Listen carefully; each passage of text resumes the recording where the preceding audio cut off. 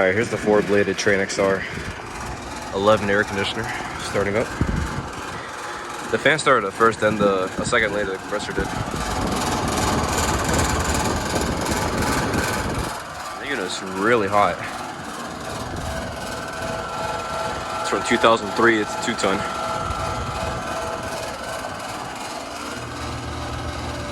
That liquid line is definitely really hot and that suction line is cold. This unit's running under high pressure right now. It's not really efficient anymore since it has 4 blades.